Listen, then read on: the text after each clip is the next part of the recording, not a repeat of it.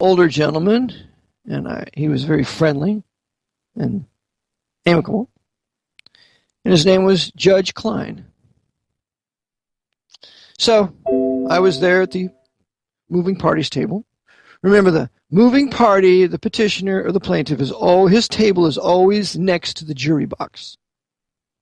So if you ever have to go in court and you're the moving party, you sit next to the jury box, or if you're presumed to be the defendant, you're going to go straighten up matters, that desk is farthest away from the jury.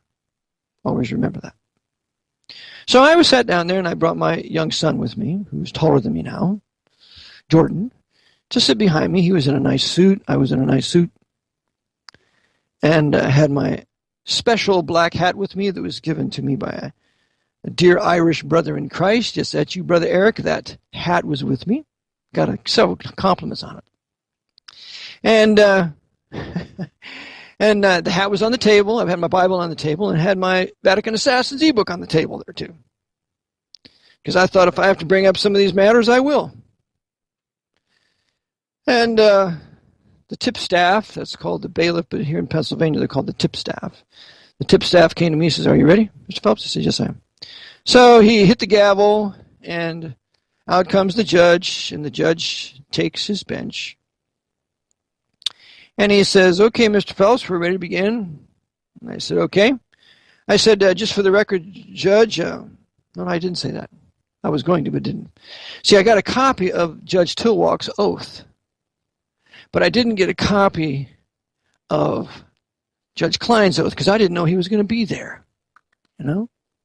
So I got a copy of his oath, and it was the most wonderful oath. Very simple and to the point. And in that oath, it said that he would uphold the Constitution of the United States of America. And that's it. And there was no statute. It's a beautiful oath. Right here. I got the oath of Judge Tilwalk, John C. Tilwalk, and here's what it says. Constitutional oath of office. County of Commonwealth, Pennsylvania, County of Lebanon. I do solemnly swear or affirm that I will support, obey, and defend the Constitution of the United States and the Constitution of this Commonwealth, and that I will discharge the duties of my office with fidelity. End. Signature of officer, John C. Tilwalk. His name, Judge of the Court of Common Pleas. Now he's President Judge, and this was in January of 2009. Isn't that a wonderful oath? That's what the judges in the county of Lebanon took. It's a constitutional oath of office of Article 6, Section 3 of the glorious United States Constitution of the United States of America. So they took the real oath, guys. So now Judge Klein comes in, and I'm going to pick up his oath when I go down there today because they have all my orders. He signed 6 original orders for me. I'll get to that in a minute. And so Judge Klein said, "Ready to begin, Mr. Phelps?" I said, "Yes." He said, "I'm not really understanding what you want here from the court." I said, "Well, Judge, if you will," I said, "First of all, is this a court of equity? Because my action is in equity." He said, "Well, it's not really a court of equity." He said, "And I'm not the chancellor." He said, "I'm the judge."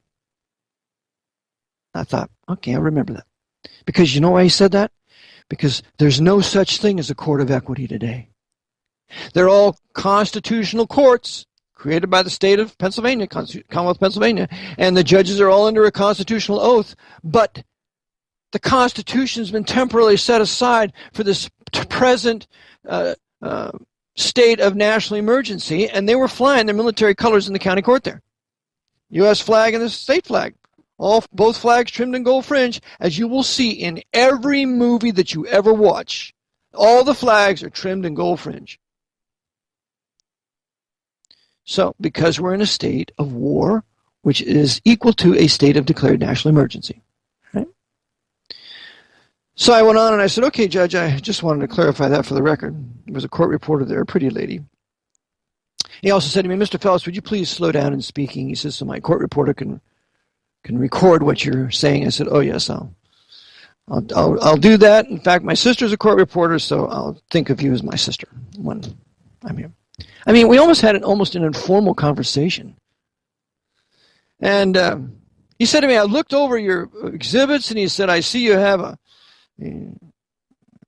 miscellaneous, an ecclesiastical deed poll. He said, I don't know if it's a baptismal certificate. He says, and then he says this. He says, I was baptized a Roman Catholic. He said, I'm a Roman Catholic. And he said, when I went to school, he said, one of those nuns hit me across the knuckles with a ruler. Well, I have a few Catholic friends that they told me all about that too.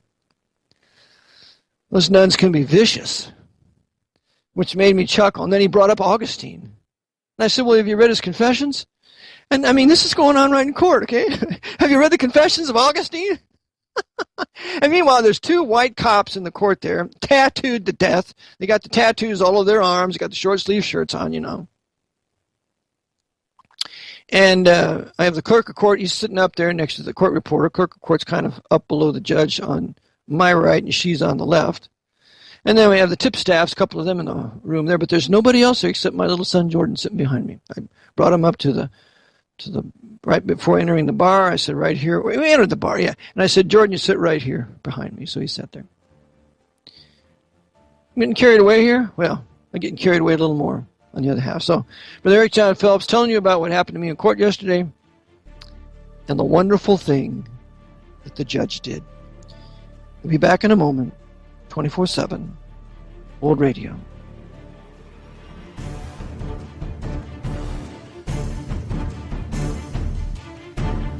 Listening to 24/7 World Radio.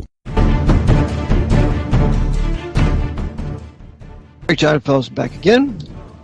Again, go to my website, 247worldradio.com, www.vaticanassassins.org. Order something. If you want to be a monthly supporter, you can sign up there.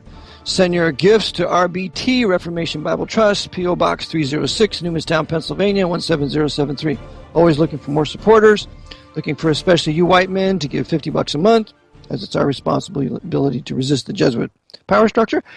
Pardon me, and for those of you who can give more, please give more. For those of you wealthy white men of power, I'm always looking for someone of your ilk to go ahead and give a large amount, because I'll spend it all on this, men. I'm your greatest friend when it comes to free enterprise. That's right, so send it here, and I'll spend it. And I'll tell you how I spend it, too. Okay, going on. So I'm talking with Judge Klein, and he's very likable. I mean, I'm fond of him right from the beginning. Even though he's a Roman Catholic, it doesn't matter. He knows nothing of the Pope's temporal power. And remember that. These Roman Catholics know nothing of temporal power. They just think they're Christian people and seeking to do right things, and they're just a branch of the Christian church. They have no idea they're a member of a pagan organization that seeks to rule the world through that despotic, wicked sinner called the Pope of Rome. They don't understand that for 1 second. So therefore, I'm fond of him.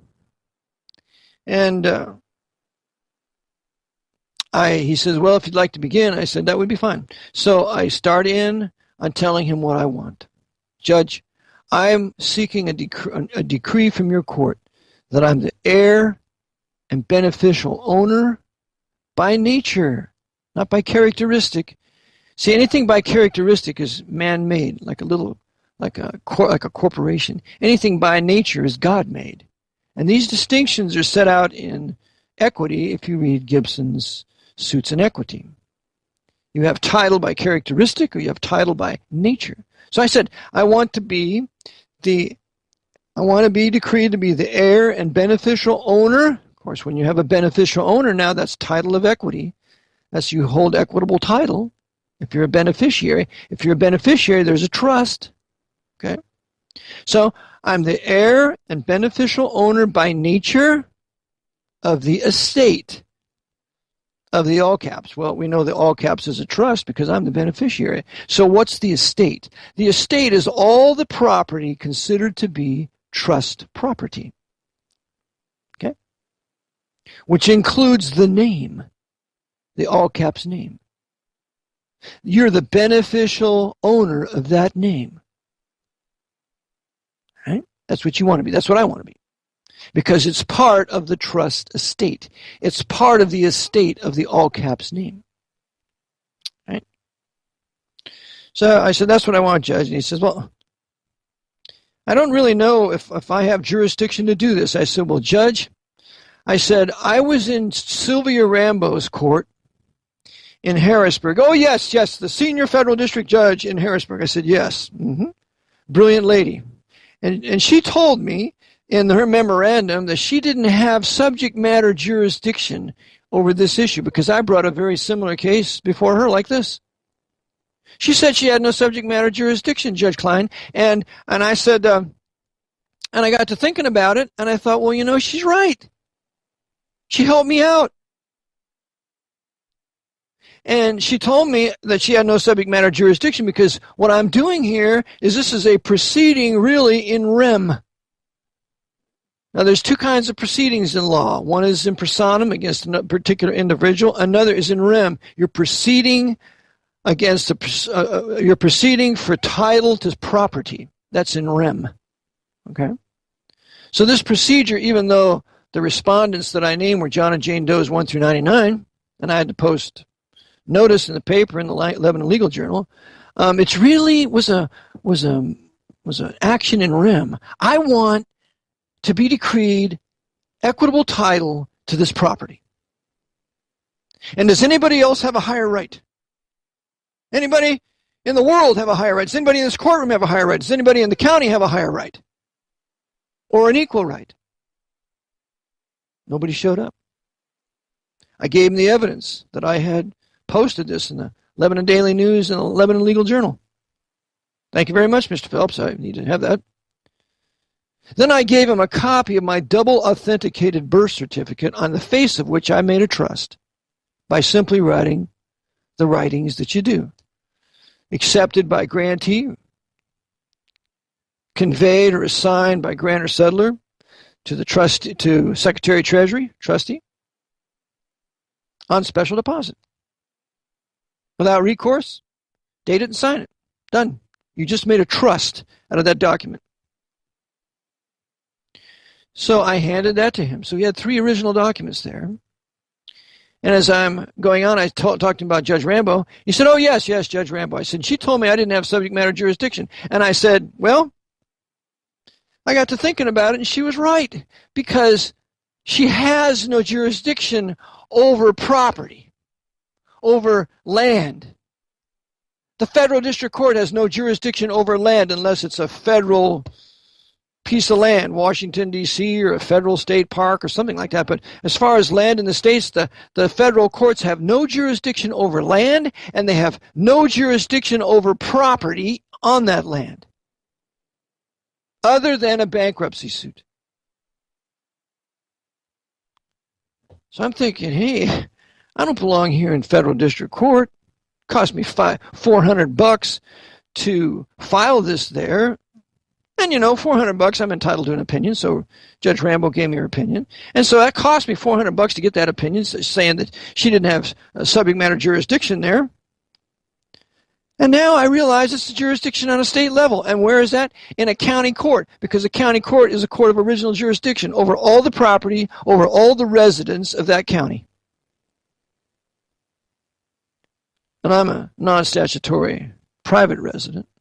I'm not a statutory resident, but I'm living on the land of Lebanon County. And so I made that all clear in my petition. And the judge said to me, oh, I see. He agreed with me that the court has jurisdiction over all property in the county. And then we continued on. You see, he's testing me. He says to me, Mr. Phelps, he said, were you trained to be a lawyer? I said, no. He said, well, you know the law. I said, somewhat. And he continued on. Not that that's necessary, but that's what he said to me. So we continue on, and he said, but as we got going a little farther, he said, but Mr. Phelps, I said, I don't understand what you want from me, what you want, how this relates to me. I said, if you just let me get through the exhibits, Judge, you'll understand, I think. And furthermore, it'll keep me from getting confused. So we're having this amicable conversation, so to say, in the court there, making progress.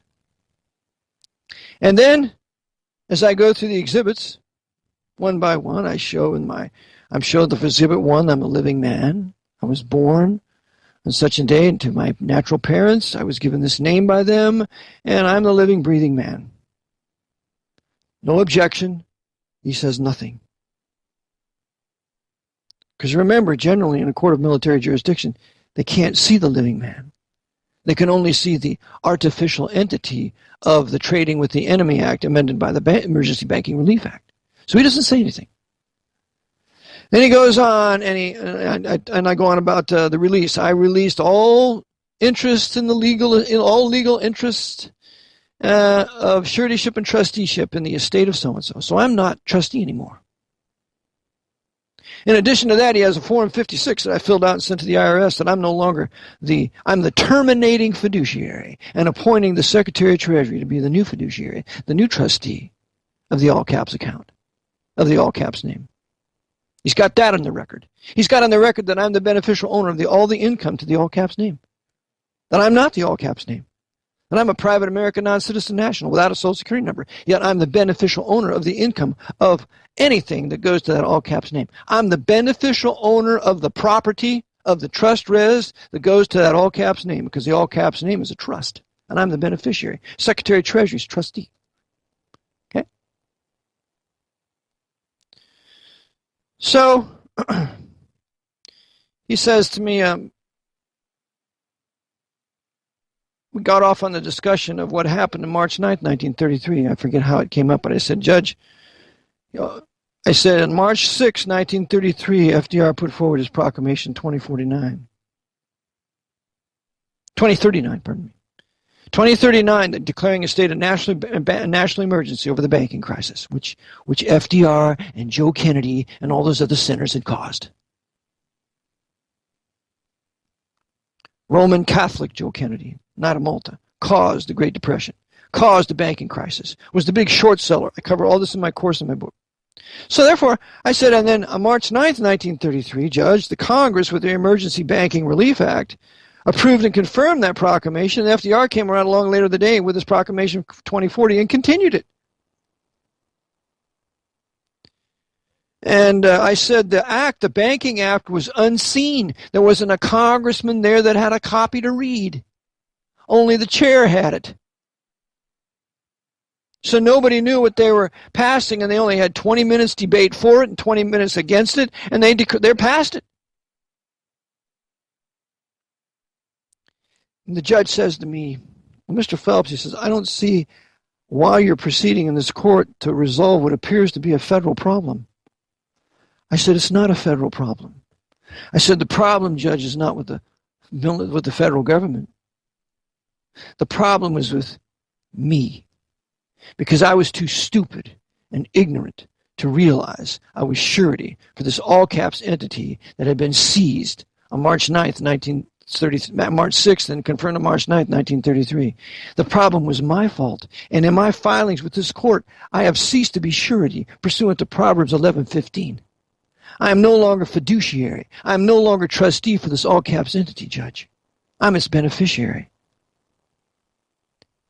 So it's not the fault of the federal government. I consented to this for years.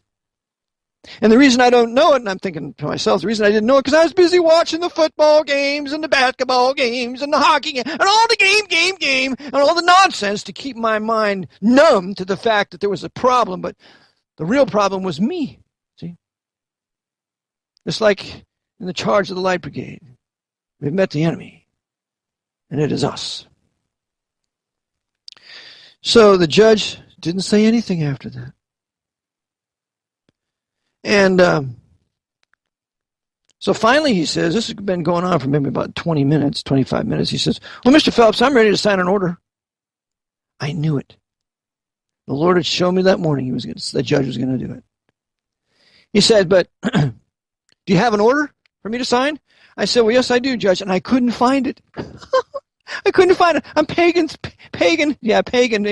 through my papers. I'm paging through my papers and can't find it. And then I remember it was clipped to the back of my last pleading that I put in the court the day before.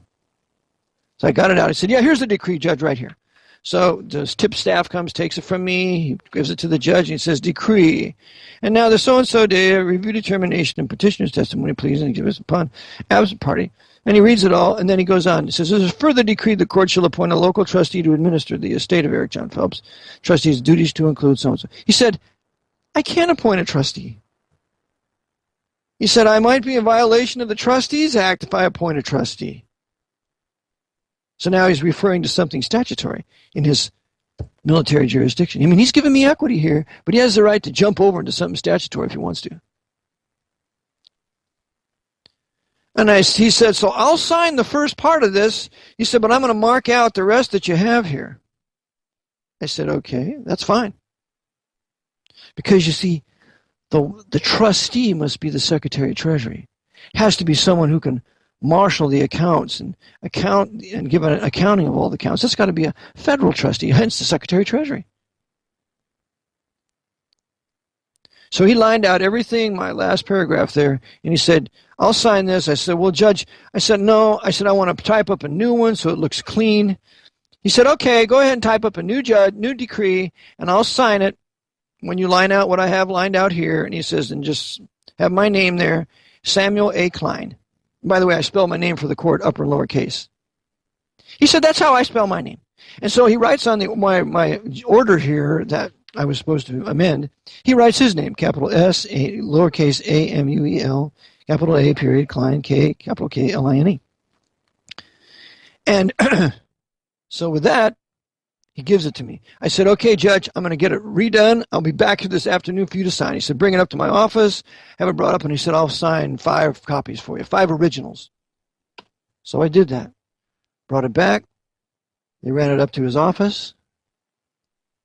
And I'm going to pick up the decree after the broadcast today because they just called me and said it's ready to pick up. But here is what he signed. Decree. And now, this blank 28th day of June 2016, upon a review determination of petitioner's testimony, pleadings, and exhibits, and upon the absence of any party claiming an equal or superior claim to the beneficial interest in the estate of, all caps, Eric John Phelps. It is hereby decreed petitioner is the heir and sole beneficial owner by nature of the estate of, all caps name, Eric John Phelps, comma, good against all the world. Good against all the world is a phrase that's always used in an action seeking to reach property. They use it all the time in an admiralty proceeding when they're seeking to reach a ship or someone who has title to the ship, good against all the world. And so that's what he signed. Samuel A. Klein.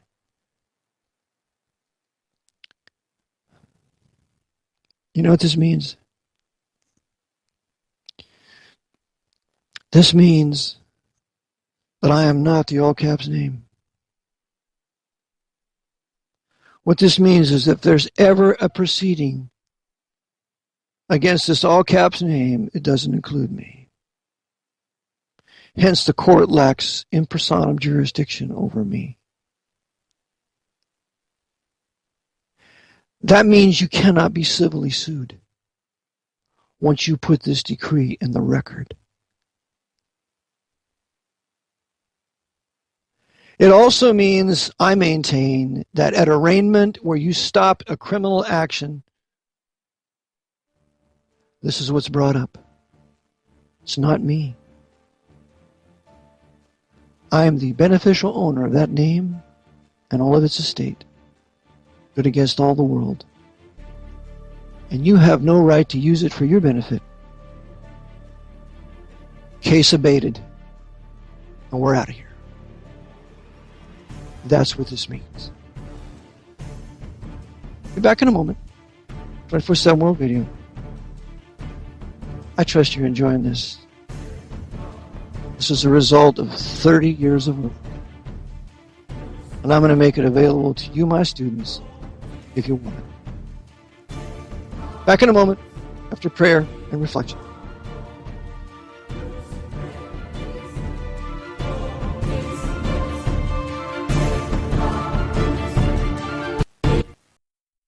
You're listening to 24/7 World Radio.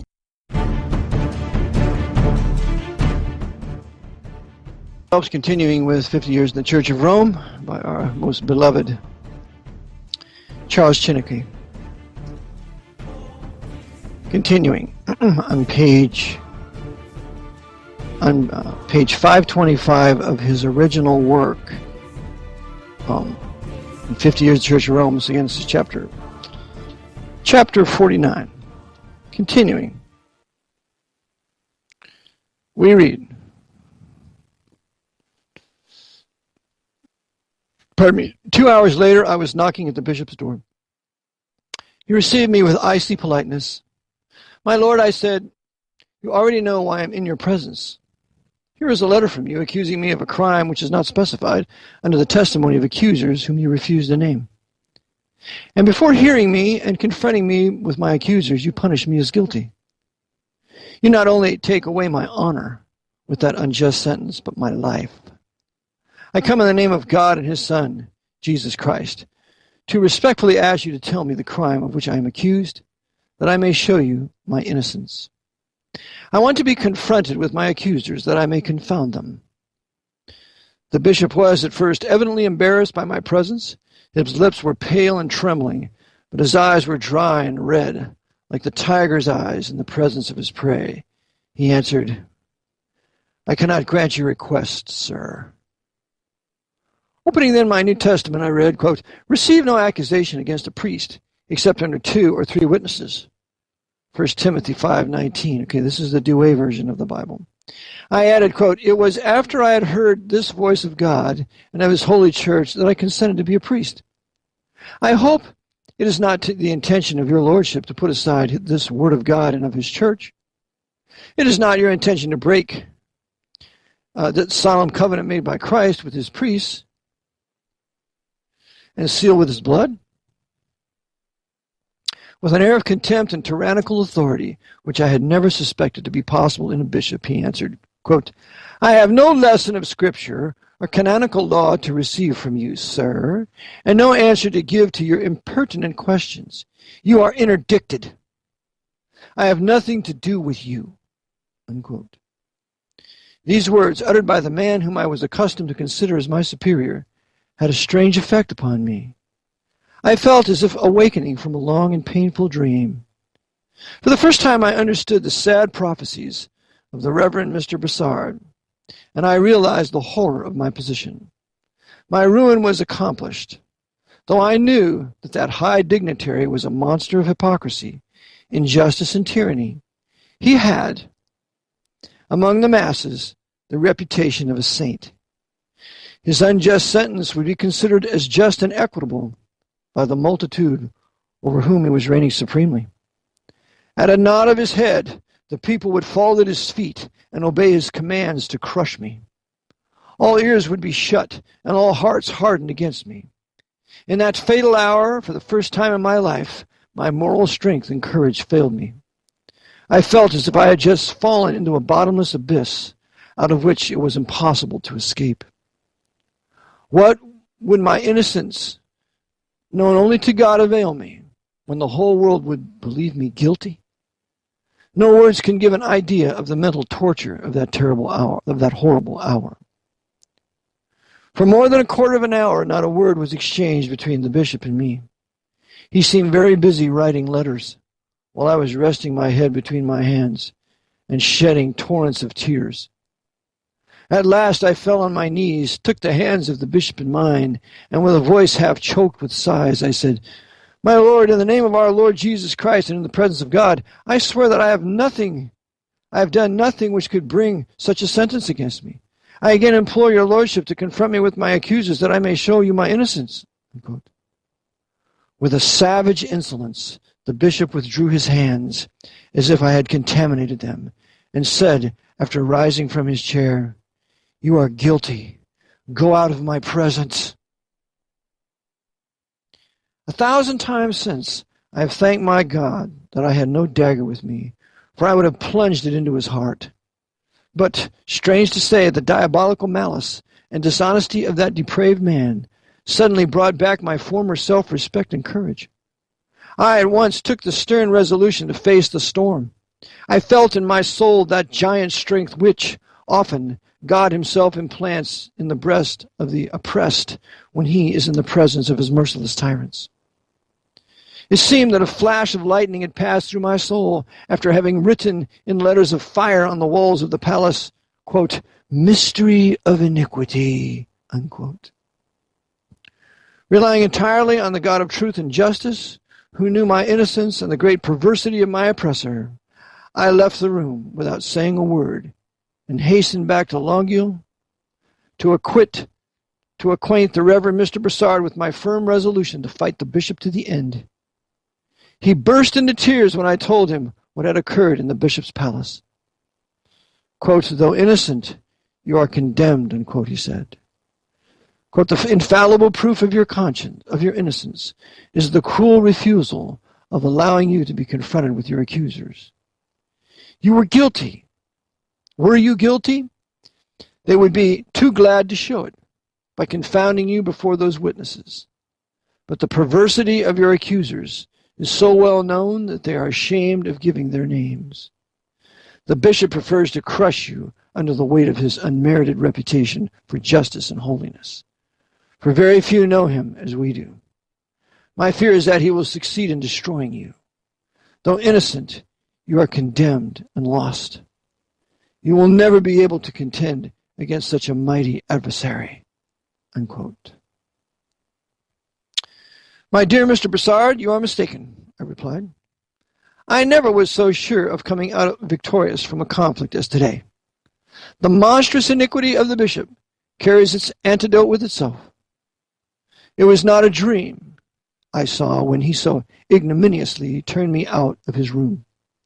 A flash of lightning passed before my eyes and wrote, as if on the walls of the palace, quote, 'Mystery of iniquity,' unquote. When Canada, the whole of Christendom, shall know the infamous conduct of that dignitary, when they shall see the mystery of iniquity, quote unquote, which I shall stamp upon his forehead, there will be only one cry of indignation against him. Oh, if I can only find out the names of my accusers, how I will force that mighty tyrant to withdraw that sentence at double quick. I am determined to show, not only to Canada, but to the whole world, that this infamous plot is but the work of the vile male and female slaves by whom the bishop is surrounded. My first thought was to start immediately for Chicago, where Bishop Vanderbilt expected me. But I am resolved not to go until I have forced my merciless oppressor to withdraw his unjust sentence. I will immediately go to the Jesuit college, where I propose spending the next 8 days in prayer and retreat. The Jesuits are the ablest men under heaven to detect the most hidden things. I hope they will help me to unearth that dark mystery of iniquity and expose it to the world," unquote. "I am glad to see that you do not fear the terrible storm which is upon you, and that your sails are so well trimmed," answered Mr. Broussard. "You do well in putting your trust in God first, and in the Jesuits afterwards. The fearless way in which you intend to meet the attacks of your merciless enemies will give you an easy victory. My hope is that the Jesuits will help you to find out the names of your false accusers, and that you will make use of them to hurl back in the face of the bishop the shame and dishonor he had prepared for you," unquote. At 6 p.m. in the modest, well-lighted and ventilated room of the Jesuit College, I was alone with the venerable Mr. Snyder, its director. I told him how the Bishop of Montreal 4 years before, after giving up his prejudices against me, when I had left the oblate, had earnestly supported me in my labors. I acquainted him also with the sudden change of those good feelings into the most uncontrollable hatred from the day I had refused to force Mrs. Chenard to become a nun, that he might secure her fortune. I told also how those bad feelings had found new food in my plan of consecrating the rest of my life to direct the tide of the French Catholic immigration towards the Mississippi Valley. I exposed to him my suspicions about the miserable girl I had turned out from my confessional. Quote, "I have a double object in view," quote unquote, I added. Quote, "The first is to spend the last 8 days of my residence in Canada in prayer. But my second is to ask the help of your charity, wisdom, and experience in forcing the bishop to withdraw his unjust sentence against me. Now he's asking the Jesuits to force the bishop to withdraw his unjust sentence against Chiniki. Chiniki understands the power of the Jesuits is above the bishops, as it is today. Continuing. I am determined, if he does not withdraw it, to denounce him before the whole country and to challenge him publicly to confront me with my accusers. If you do that, answered Mr. Snyder, I fear lest you not only do an irreparable damage to the Bishop of Montreal, but to our Holy Church also. I replied, our Holy Church would indeed suffer an irreparable damage if she sanctioned the infamous conduct of the bishop, but this is impossible. You are correct, rejoined the Jesuit. Our Holy Church cannot sanction such criminal conduct. She has hundreds of times condemned those tyrannical and unjust actions in other bishops. Such want of common honesty and justice will be condemned everywhere as soon as it is known. The first thing we have to do is to find out the names of your accusers. I have not the least doubt that they are the blind instruments of Machiavellist plots against you. Now remember, E. Howard Hunt said the intelligence power of the Jesuits was greater than that of the CIA. And Hunt participated in the Kennedy assassination. Going on. But those plots have only to be brought to light to vanish away. My impression is that the miserable girl you have so abruptly and so wisely turned out of your confessional knows more than the bishop wants us to find out about the plots. It is a pity you did not ask her name and residence. At all events, name and residence. Name and residence. The first thing they establish in any court proceeding. Name and residence.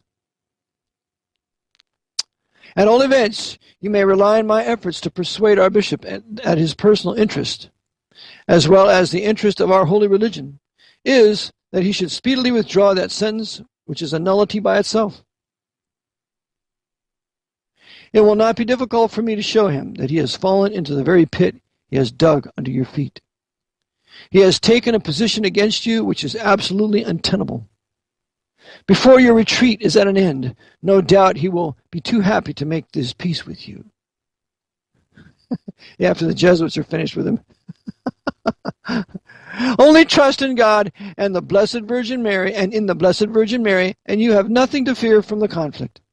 Our bishop has put himself above all the laws of man and God to condemn the priest he had himself officially named, quote, the Apostle of Temperance of Canada, unquote.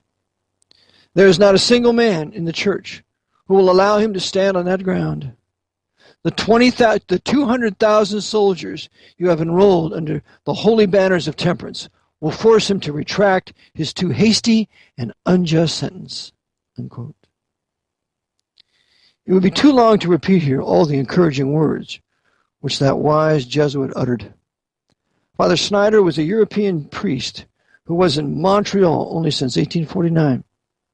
He had won my confidence the very first time I met him, and I had chosen him at once for my confessor and advisor. The third day of my retreat, Father Snyder came to my room earlier than usual and said, quote, I have worked hard the last 2 days to find out the name and residence of the charter to whom that miserable girl spoke in the church after you had turned her out of your confessional, and I have it. If you have no objection, I will send for him. He may know that girl and induce her to come here, unquote. By all means, dear Father, I answered. Do it without losing a moment. 2 hours later, the carter was with me. I recognized him as one of those dear countrymen whom our Society of Temperance had transformed into a new man.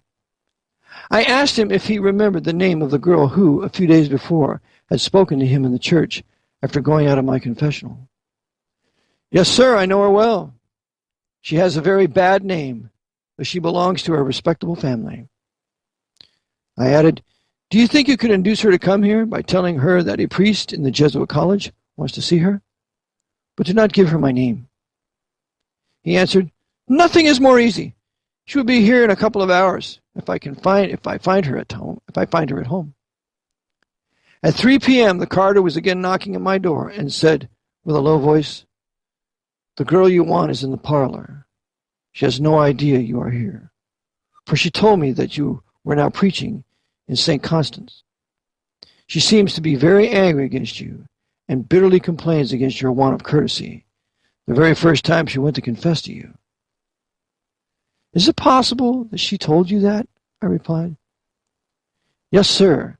She told me that to explain her terrible excitement when coming out of your confessional the other day. She then requested me to drive her home. She was really beside herself and swore that she would make you pay for your harsh words and rude manner towards her. You will do well to be on your guard with her. She is one of the most depraved girls of Montreal and has a most dangerous tongue, though to the shame of our holy religion she is daily seen in the bishop's palace." Unquote. I immediately went to Father Schneider and said, "My dear Father, by the mercy of God, the girl we want to see is in the parlor. By what I have just heard from the carter who drove her, I have not the least doubt but that she is the one employed by the bishop to slander me, to get a pretext for what he has done.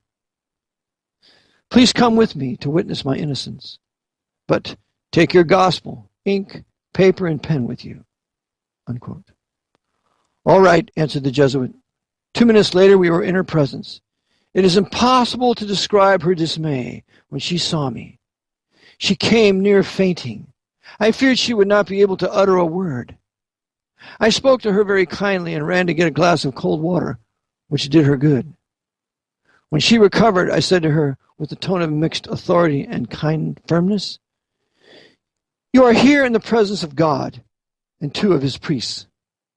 That great God will hear every word which will fall from your lips. You must speak the truth. You have denounced me to the bishop as guilty of some great iniquity. You are the cause of my being interdicted. You alone can repair the injury you have done me. That injury is very great, but it can be easily repaired by you. In the presence of that venerable priest, say whether or not I am guilty of the crime you have brought to my charge." At these words, the unfortunate girl burst into tears. She hid her face in her handkerchief, and with a voice half suffocated with sighs, she said, "No, sir. You are not guilty." I added, "Confess another thing. Is it not a fact that you had come to my confessional more with the intention of tempting me to sin than to reconcile yourself to God?" "Yes, sir," she added. "This was my wicked intention." "Continue to tell the truth, and our great and merciful God will forgive you. Is it not to revenge yourself for my rebuking you that you have brought the false accusations to the bishop in order that he might interdict me?" "Yes, sir, that is the only reason I had for accusing you."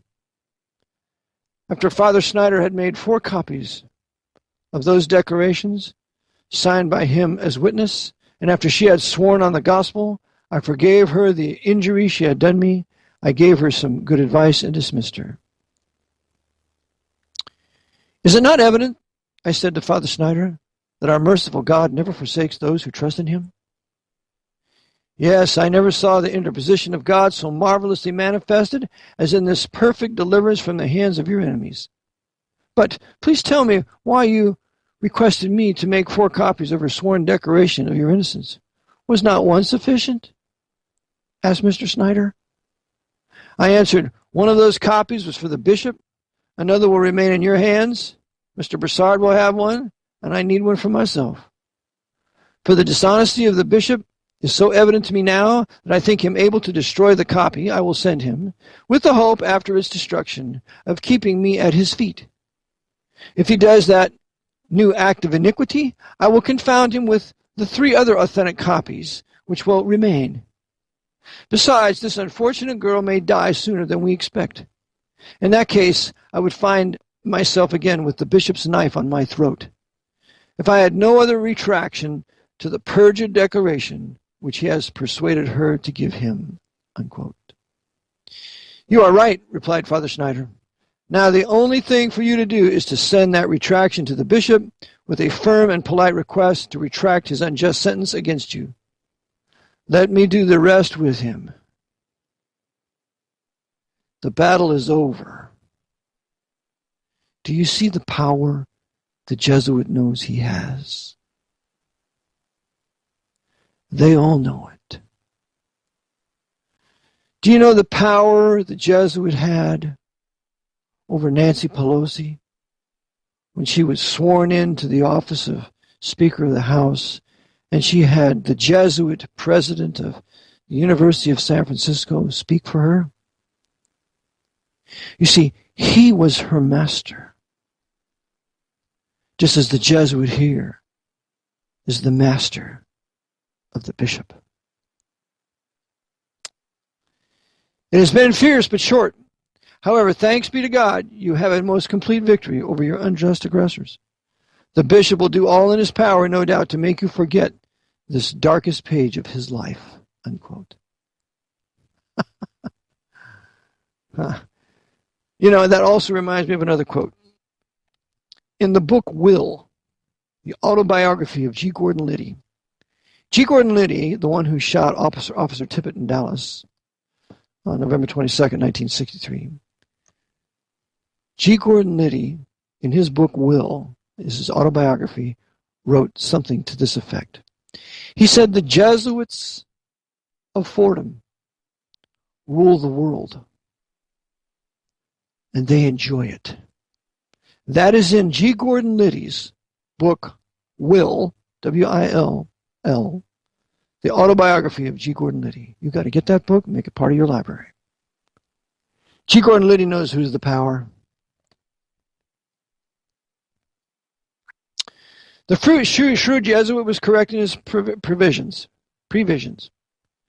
Never did any bishop receive me with so many marks, not only of kindness, but I dare say of respect, than Bishop Bourget, when after my retreat I went to take leave of him before my departure from Canada to the United States. I trust my Lord, I said, that today I can hope to possess the confidence and friendly feelings of your Lordship. Of your Lordship? Question mark. Certainly, my dear Mr. Chiniquy, certainly. You possess my full confidence and friendship. I dare say more, you possess my most sincere gratitude for what you have done in my diocese. I answered, I am much obliged to your Lordship for this expression of your kind feelings. But now I have two new favors to ask from your bishop. The first is a written document expressive of those kind feelings. The second is a chalice from your hands to offer the holy sacrifice of Mass the rest of my life. Unquote. I will grant your request with the utmost pleasure, answered the bishop. And without losing a moment, he wrote the following letter, which I reproduce here on account of its importance. Translation, Montreal, October 13th, 1851. Sir, you request me to give you permission to leave my diocese in order to go and offer your services to the Bishop of Chicago. As you still belong to the Diocese of Quebec, I think you ought to address yourself to my Lord of Quebec to get the extract you want. As for me, I cannot but thank you for what you have done in our midst, and in my gratitude towards you, I wish you the most abundant blessing from heaven. Every day of my life I will remember you. I'm sure you will.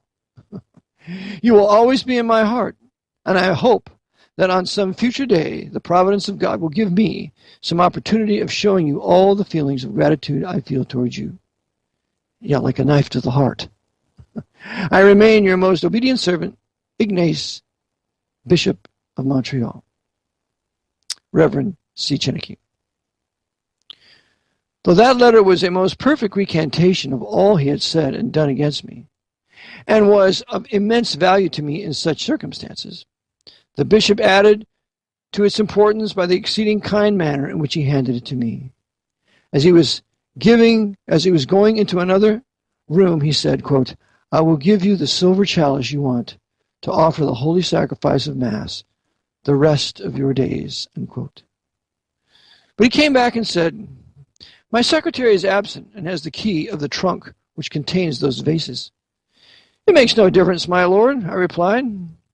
Please order your secretary to put that chalice in the hands of Reverend Mr. Bassard, who will forward it with a box of books which he has to send me to Chicago next week. which he has to send me to Chicago next week. The bishop very kindly promised to do so, and he fulfilled his promise. The next day, the precious gift was put in the hands of Mr. Broussard in presence of several priests. It was sent the following week to Chicago, where I got it, and that fine silver chalice is still in my possession. I then fell on my knees and said, "My Lord, I am just leaving Canada for the far west. Please give me your benediction." He blessed me and pressed me to his heart with the tenderness of a father, saying, "May God Almighty bless you wherever you go and in everything you do till the end of your life." Unquote. End of chapter 49. Chapter 50. Address presented me at Longueuil. I arrive at Chicago. I select the spot for my colony. I build the first chapel. Jealousy and opposition of the priests of Bourbonnais in Chicago. Great success of the colony. Chapter 50. Though I had kept my departure from Canada as secret as possible, it had been suspected by many, that Mr. Broussard, unable to resist the desire that his people should give me the expression of their kind feelings, had let the secret slip from his lips 2 days before I left. I was not a little surprised a few hours before my taking leave of him to see his whole parish gathered at the door of his parsonage to present me the following address. To the Reverend Father Chinnicky, Venerable Sir, it is only 3 years since we presented you your portrait. I'll be back in a moment as we read this most touching letter to Charles Chinnicky from the Roman Catholic people that he would leave and go to Chicago, go to Illinois, to set up his colony. Back in a moment. Good prayer.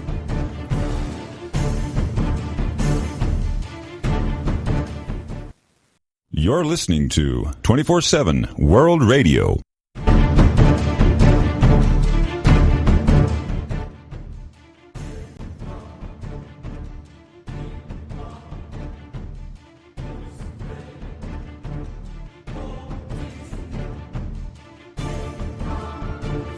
Had written to Father Chinnicky upon his departure for America.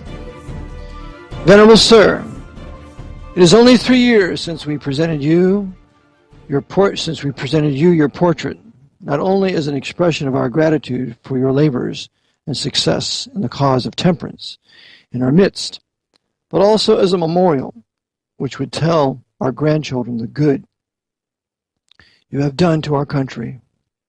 We were then far from thinking that we were so near the day when we should have the sorrow to see you separating yourself from us. Your unforeseen exit from Canada fills us with a regret and sadness, which is increased by the fear we have that the reform you have started and so gloriously established everywhere will suffer from your absence. May our merciful God grant that your faithful co-laborers may continue it and walk in your footsteps. While we submit to the decrees of providence, we promise that we will never forget the great things you have done for the prosperity of our country. Your likeness, which is in every Canadian family, will tell to future generations what Father Chinnicky has done for Canada. We console ourselves by the assurance that, wherever you go, you will raise the glorious banners of temperance among those of our countrymen who are scattered in the land of exile. May those brethren put on your forehead the crown of immortality, which you have so well deserved for your noble work in our midst.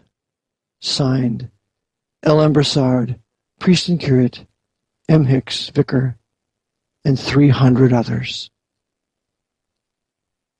I answered, Gentlemen, I thank you for the honor you do me by your address, but allow me to tell you that the more I look upon the incalculable good resulting from the temperance reform I have established, nearly from one end of Canada to the other, the more I would deceive myself were I to attribute to myself the whole merit of that blessed work. If our God has chosen me, his so feeble servant, as the instrument of his infinite mercies towards our dear country, it is because he wanted us to understand that he alone can make the marvelous change we see everywhere, and that we shall give all the glory to him. It is more to the fervent prayers and to the good examples of our venerable bishops and curates than to my feeble efforts that we owe the triumph of temperance in Canada. And it is my firm conviction that the holy cause will lose nothing by my absence. Our merciful God has called me to another field. I have heard his voice. Though it is a great sacrifice for me to leave my own beloved country, I must go to work in the midst of a new people in the distant lands of Illinois. From many parts of Europe and Canada, multitudes are rushing towards the western territories of the United States to secure to their families the incalculable treasures which the good providence of God has scattered over those broad prairies. Those emigrants are in need of priests. They are like those little ones of whom God speaks in his words, who wanted bread and had nobody to give them any. Quote, I have heard their cries, I have seen their wants, unquote. And in spite of the great sacrifice I am called upon to make, I must bless the good master who calls me to work in that vineyard, planted by his own hands in those distant lands. Pardon me. If anything can diminish the sadness of my feelings when I bid adieu, that means say goodbye, to my countrymen, it is the assurance given me by the noble people of Longueuil that I have in Canada many friends whose fervent prayers will constantly ascend to the throne of grace to bring the benedictions of heaven upon me wherever I go. Charles Chinnicky, unquote. I arrived at Chicago on the 29th of October, 1851, and spent 6 days with Bishop Vandeveld in maturing the plans of our Catholic colonization. He gave me the wisest advice with the most extensive powers which a bishop can give a priest, and urged me to begin at once the work by selecting the most suitable spot for such an important and vast project. Pardon me. My heart was filled with uncontrollable emotions when the hour came to leave my superior and go to the conquest of the magnificent state of Illinois for the benefit of my church. Do you see this? This is called temporal power. By bringing large masses of Roman Catholic people to a certain area, they seek to take over the country, take over the politics, take over the area for the benefit of the Pope. This is why they're bringing all those Mexican Roman Catholics and South American Roman Catholics into this country illegally against the law, so that they can all get driver's license and voting and vote Democratic for the Pope's Democratic Party, which is more communist than the Republican Party, to further empower the papacy here. That's why they're bringing the Roman Catholic Hispanics into America, and for no other reason. This is why it should be stopped. Continuing. I fell at his knees to ask his benediction and requested him never to forget me in his prayers. He was not less affected than I was, and pressing me to his bosom, bathed my face with his tears and blessed me. It took me 3 days to cross the prairies from Chicago to Bourbonnais. Those prairies were then a vast solitude, with almost impassable roads. At the invitation of their priest, Mr. Courjoult, several people had come long distances to receive and overwhelm me with the public expressions of their joy and respect. After a few days of rest in the midst of their interesting young colony, I explained to Mr. Courjoult that, having been sent by the bishop to found a settlement of Roman Catholic immigrants on a sufficiently grand scale to rule the government of Illinois. Do you hear that? Roman Catholic immigration to take over the government,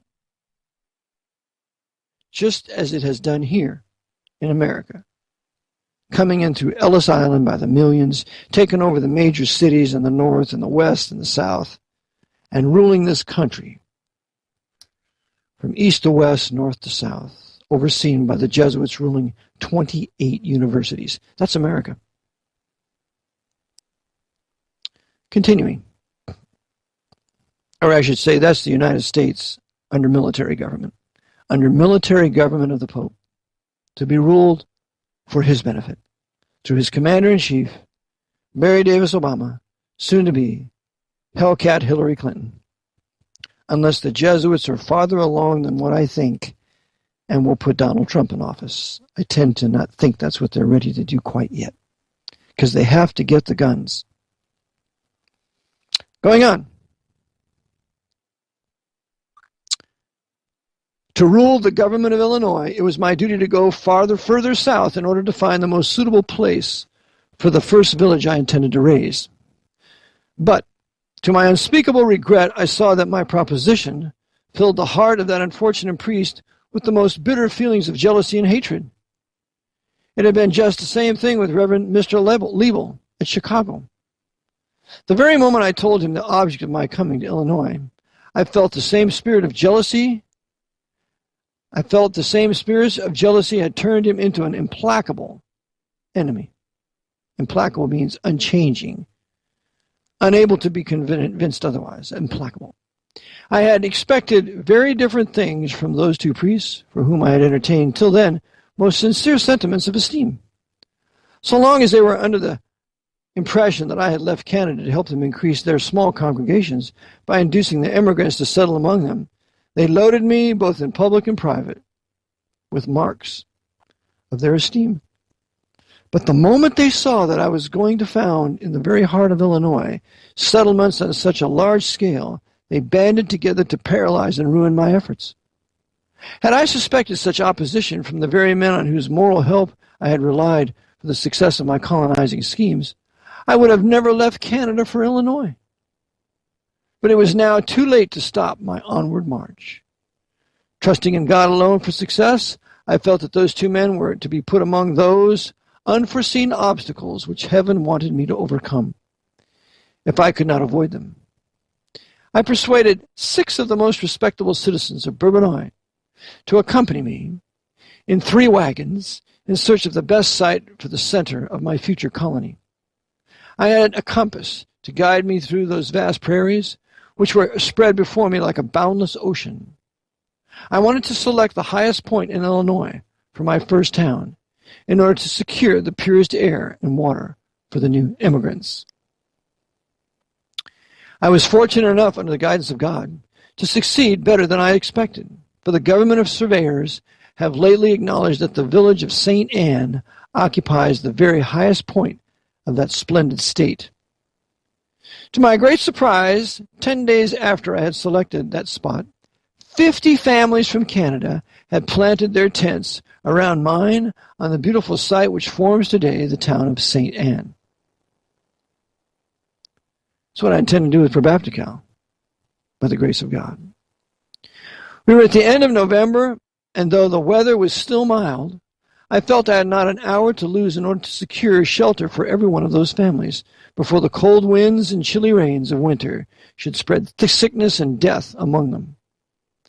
The greater part were illiterate and poor people, without any idea of the dangers and incredible difficulties of establishing a new settlement, where everything had to be created.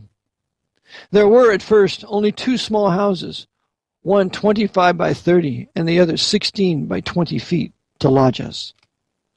With the rest of my dear immigrants wrapped in buffalo robes, with my overcoat for my pillow, I slept soundly many nights on the bare floor during the 3 months which it took to get my first house erected. Having taken the census of the people on the 1st of December, I found 200 souls, 100 of whom were adults.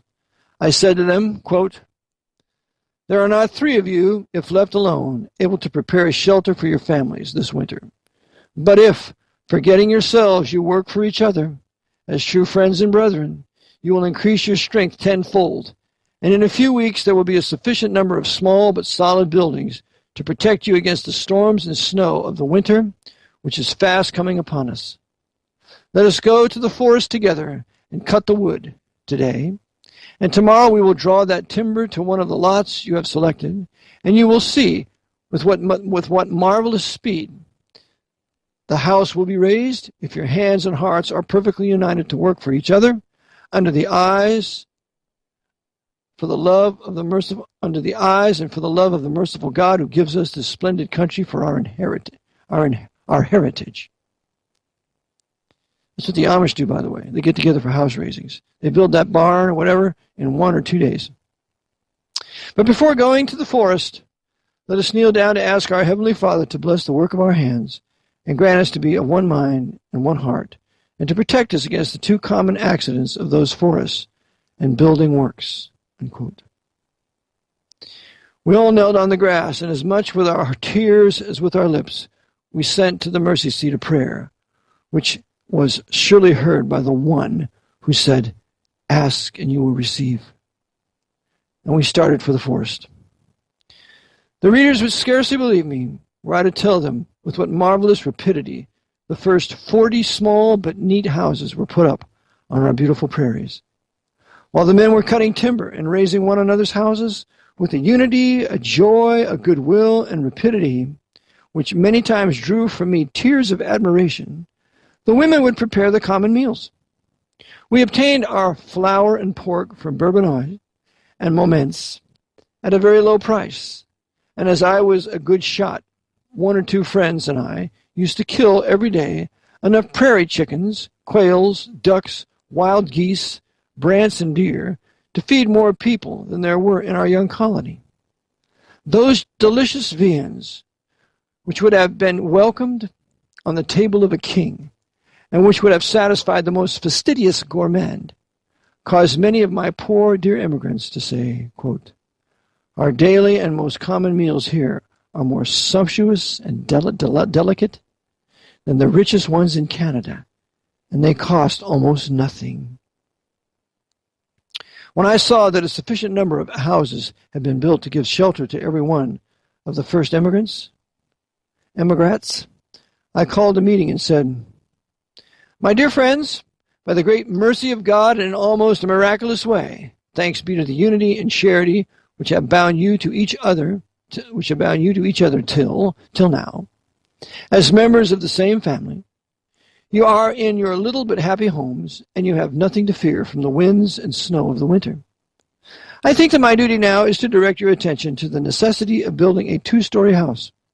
The upper part will be used as a schoolhouse for your children on weekdays, and for a chapel on Sundays, and the lower part will be my parsonage. I will furnish the money for the flooring, shingles, the nails, and the windows, and you will give your work gratis to cut and draw the timber and put it up. I will also pay the architect without asking a cent from you. It is quite time to provide a school for your children, for in this country, as in any other place, there is no possible prosperity or happiness for a people if they neglect the education of their children. Now we are too numerous to continue having our Sabbath worship in any private house, as we have done till now. What do you think of this?" They unanimously answered, quote, "Yes, after you have worked so hard to give a home to every one of us, it is just that we should help you. It is just that we should help you to make one for yourself. We are happy to hear that it is your intention to secure a good education for our children. Let us begin the work at once." Unquote. This was the 16th of January, 1852. The sun was as warm as on a beautiful day in May in Canada. We again fell upon our knees to implore the help of God and sang a beautiful French hymn. The next day we were 72 men in a neighboring forest felling the great oaks, and on the 17th of April, only 3 months later, that fine 2-story building, nearly 40 feet square, was blessed by Bishop Vandevelde. It was surmounted on a nice steeple, 30 feet high, in which we had put a bell weighing 250 pounds, whose solemn sound was to tell our joys and sorrows over the boundless prairies. On that day, instead of being only 50 families, as at the last census, we numbered more than 100, among whom more than 500 were adults. The chapel, which we thought at first would be too large, was filled to its utmost capacity on the day of its consecration to God. Notice consecration here? It's the same word FDR uses when he speaks on March 4th, the day he's inaugurated. This is a day of national consecration, when he's going to consecrate America to the Pope. Okay? Now, a month later, we had to speak of making an addition of 40 feet more, which, when finished 6 months later, was found to be still insufficient for the accommodation of the constantly increasing flood of immigration, which came not only from Canada, but from Belgium and France. That's Roman Catholics, French-speaking Belgium and France. It soon became necessary to make a new center and expand the limits of my first colony, which I did by planting a cross at L'Arable, about 15 miles northwest of St. Anne, and another at a place we call St. Mary, 12 miles southeast, in the colony of Iroquois. These settlements were soon filled. For that very spring, more than 1,000 new families came from Canada to join us. No words can express the joy of my heart when I saw with what rapidity my then so dear Church of Rome was taking possession of those magnificent lands, and how soon she would be the unrivaled mistress not only of the state of Illinois, but of the whole valley of the Mississippi. This is called temporal power. Temporal political power of the Jesuits using their Roman Catholic people. But the ways of men are not the ways of God. I had been called by the bishops of Rome to Illinois to extend the power of that church. But my God had called me there that I might give to that church the most deadly blow she has ever received on this continent. My task is now to tell my readers how the God of truth and light and life broke, one after another, all the charmed bonds by which I was kept a slave at the feet of the Pope, and how he opened my eyes and those of my people to the unsuspected and untold abominations of Romanism. End of chapter 50. Again, I will read it. He says, I had been called by the bishops of Rome to Illinois to extend the power of that church, but my God had called me there that I might give to that church the most deadly blow she has ever received on this continent. Yep. My task is now to tell my readers how the God of truth and light and life broke, one after another, all the charmed bonds by which I was kept a slave at the feet of the Pope, and how he opened my eyes and those of my people to the unsuspected and untold abominations of Romanism. End of chapter 50. Beginning of chapter 51. Intrigues, impostures, and criminal life of the priest of Bourbonnais and Bourbonnais. Indignation of the bishop. The people ignominiously turn out the criminal priest from their parish. Frightful scandal. Faith in the Church of Rome seriously shaken. Beginning. Quote, please accompany me to Bourbonnais. Bourbonnais, I have to confer with you and the Reverend Mr. Cajole on important matters, said the bishop, half an hour before leaving St. Anne, after having blessed the chapel. I intended, my lord, to ask your lordship to grant me that honor before you offered it. I intended, my lord, to ask your lordship to grant me that honor before you offered it, I answered. 2 hours of good driving took us to the parsonage of the Reverend Mr. Cajole, who had prepared a sumptuous dinner to which several of the principal citizens of Bourbonnais had been invited. When all the priests had departed, and the bishop, Mr. Cajole, and I were alone, he drew from his trunk a bundle of weekly papers of Montreal, Canada, in which several letters very insulting and compromising for the bishop were published, signed R.L.C. Showing them to me, he said, Mr. Chinnicky, can I know the reason you had for writing such insulting things against your bishop? Unquote. My lord, I answered, I have no words to express my surprise and indignation when I read those letters. But thanks be to God, I am not the author of those infamous writings. I would rather have my right hand cut off than to allow it to pen such false and perfidious things against you, or anyone else. Do you assure me that you are not the writer of the letters? Are you positive in that denigration? Are you positive in that denegation? In other words, you're negating it, you're denying it. And do you know the contents of these lying communications? Unquote, replied the bishop. Quote, yes, my lord, I know the contents of these communications. I have read them several times with supreme disgust and indignation. And I positively assert that I never wrote a single line of them. Now, can you tell me who did write them? Said the bishop. I answered, please, my lord, put that question to the Reverend Mr. Cajolt. He is more able than anyone to satisfy your lordship in that matter. Unquote. Pardon me. I looked at Mr. Cajolt with an indignant air, which told him that he could not any longer wear the mask behind which he had concealed himself for the last 3 or 4 months. The eyes of the bishop were also turned and firmly fixed on that wretched priest. No, never had I seen anything so strange as the countenance of that guilty man. His face, though usually ugly, suddenly looked a cadaverous appearance. His eyes were fixed on the floor, as if unable to move. The only signs of life left in him were given by his knees, which were shaking convulsively, and by the big drops of sweat rolling down his unwashed face. For, I must say here, en passant, that, with very few exceptions, that priest was the dirtiest man I ever saw. The bishop, with an unutterable expression of indignation, exclaimed, Mr. Cajolt, you are the writer of those infamous and slanderous letters. 3 times you have written, and twice you told me verbally that they were coming from Mr. Chineke. I do not ask you if you are the author of these slanders against me. I see it written in your face. Your malice against Mr. Chineke is really diabolical. You wanted to ruin him in my estimation, as well as in that of his countrymen. And to succeed the better in that plot, you published the most egregious falsehood against me in the Canadian press to induce me to denounce Mr. Chineke as an impostor. How is it possible that a priest can so completely give himself to the devil?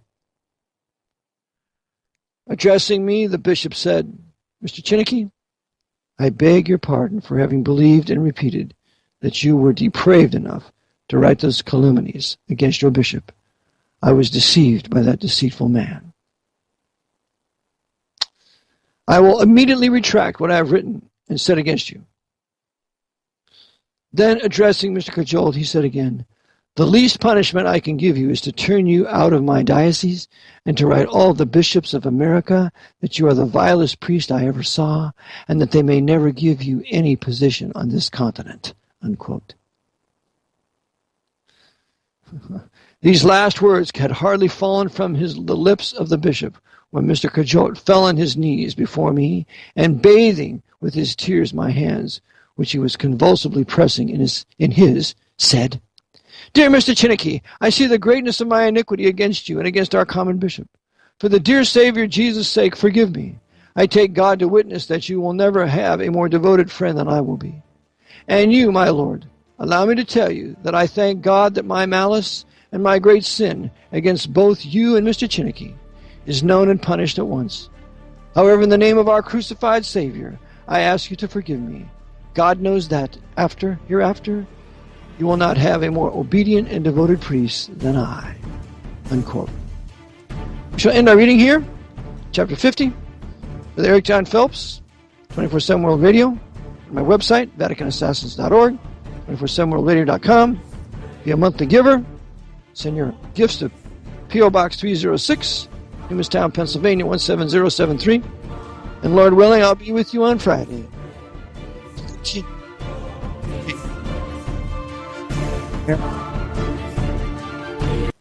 From Feature Story News in Washington, I'm Priscilla Huff. A day of national mourning in Turkey after 42 were killed and more than 200 injured in the suicide bomb attacks at the Ataturk International Airport. U.S. President Barack